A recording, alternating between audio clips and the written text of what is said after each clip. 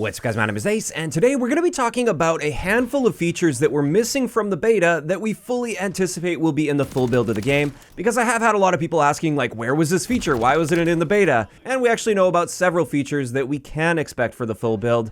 And then on top of this, toward the end of the video, I just wanted to share a short section of some of my hopes for, I think, reasonable features to see in the full build of the game that haven't been confirmed anywhere, but it's possible at least some of them will be coming to the full build. And starting it off, one of the big features that a lot of people were asking me about throughout the beta is, where's our detailed stats? Why can't we see the stats of the weapons? And is this going to be like an Infinity Ward game where we just don't get those detailed stats available? Well, this is something I covered in the past, but many may have missed this. With the aftermarket parts video that they uploaded before the beta, there were several screens that clearly showed the ability to access detailed stats.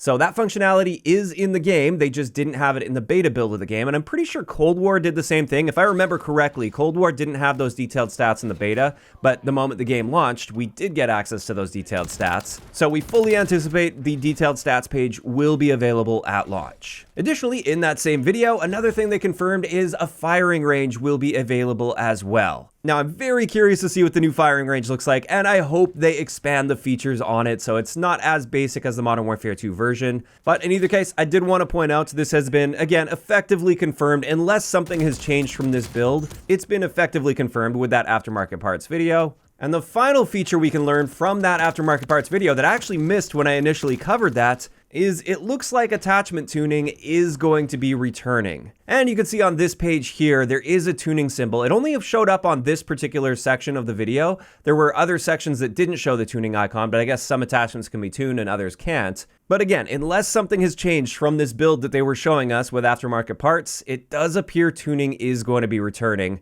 Even though I was actually seeing some positive response throughout the beta with people saying, I'm glad tuning isn't in, it makes things just a little bit easier and more simplified while still having a lot of customization available with all of the attachments. Well, unfortunately for those people, it looks like tuning will be returning. However, at least with detailed stats, I think tuning is going to be a lot better than it was in Modern Warfare 2, or at least I hope so, because that was one of the biggest frustrations with the tuning system in Modern Warfare 2, is you never really knew exactly how much you were helping that particular area, and I would say more importantly, how much you were harming the characteristic that you're tuning away from. In either case, it looks like that will be returning. As for the next feature that wasn't available in the beta, but will of course be available with the full build of the game, is access to double XP tokens. And not only that, but they have confirmed in the past that our double XP tokens from Modern Warfare 2 will be carrying over to Modern Warfare 3. So perhaps you want to hold off on using those in Modern Warfare 2 and just save them up for Modern Warfare 3. After that, there's another feature that wasn't in the beta that has been confirmed to be coming for launch.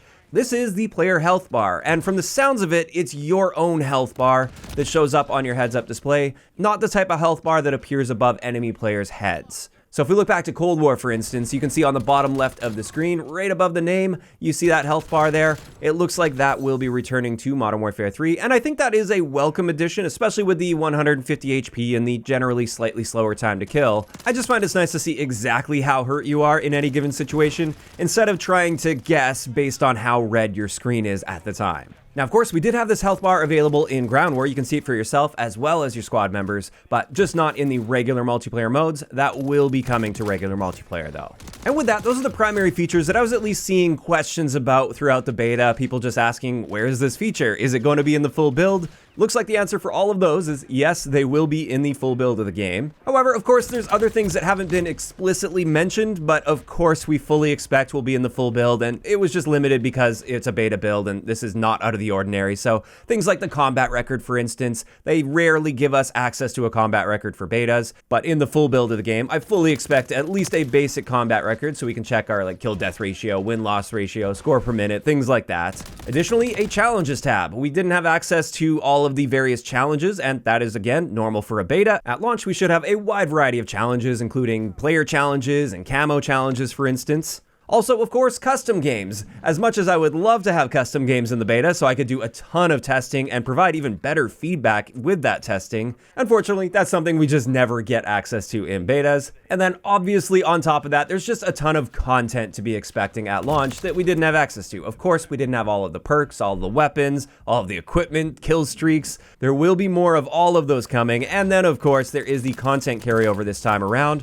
where all of the Modern Warfare 2 content is also going to be carrying carrying forward into Modern Warfare 3, and of course, we didn't have access to any of that throughout the beta. So there we go. Just in case you guys were wondering, those are the features we can absolutely expect to see when the game launches. Now let's get into a list of just a few hopes that I have for things that I think are reasonable. Like, I think asking for a theater mode at this point, that's probably an unreasonable ask. I think it's highly unlikely a theater mode is coming to the game. If they haven't mentioned it by now, that would be a massive, massive surprise if it appeared at launch. But getting into this list, one feature that many of us have been providing feedback on with the beta build of the game that I think the functionality already exists for, and it's literally a matter of them just turning this on, if I'm not mistaken.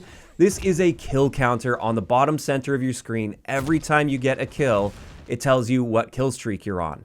This is something that was in Modern Warfare 2019 and in the beta build of Modern Warfare 2, but then for whatever reason, it just disappeared for the full build of the game. I'm hoping we're going to see the opposite this time around, where we didn't have access to that in the beta of Modern Warfare 3, but I hope we have access to it with the full build of the game, and I do think that's a reasonable ask. After that, something we have no information on whatsoever, but I'd love to see return that we didn't see in Modern Warfare 2, but we did see in Modern Warfare 2019. This is reticle customization. I'd love to be able to grind for different reticles, even if it's just changing the color of the reticle. That would be really nice to have, but also various shapes. I think that would be a great addition to the game. It just adds that little bit of extra depth and some personalization that you actually see throughout your gameplay. After that, another piece of feedback that I think would be potentially a reasonable addition, maybe not for launch, but I think this could come at some point down the road, is showing how much damage you dealt to an enemy when you get killed and you're watching the kill cam. In the beta build of the game, you could see who shot you with which gun and how much damage they dealt, but you didn't get to see how much damage you dealt to them. And I think that would be very valuable information to show on the kill cam, so you can see like just how much damage you dealt and how close you were to actually finishing off that kill. And something I haven't brought up yet on this channel, but I have noticed a lot of people talking about this, is what happened to play of the game. It seemed like throughout the beta, we only had the final kill show once the game was over, rather than the play of the game. And for me at least, I think final kills make the most sense for round-based modes like Search and Destroy, for instance, as well as Free-for-All. However, for basically all of the other game modes, I think play of the game is the superior option, at least when it's working properly. Generally, you're going to see a better play with play of the game than you would with a final kill. Normally, with a final kill cam, all it's going to show is a pretty basic normal kill, nothing too special, whereas with play of the game, you were typically at least going to be seeing like a triple or a quad kill, for instance. This one's super minor, but something that definitely came up throughout the beta. And to my knowledge, again, I think the functionality is all there for play of the game. They literally would just need to turn it on and maybe make a few tweaks here or there to it. And then finally, one last thing that I have brought up in the past, but I'm just going to tag it on right at the end of this video here. This is the Specialist Strike package that allows you to earn perks instead of kill streaks as you go on a streak. Now, I've seen some pushback against this, saying that Specialists couldn't work in this game because our perks are now boots and gloves and gear, for instance. But I disagree. Those are basically just names for the different tiers, and they don't affect the cosmetics of your character.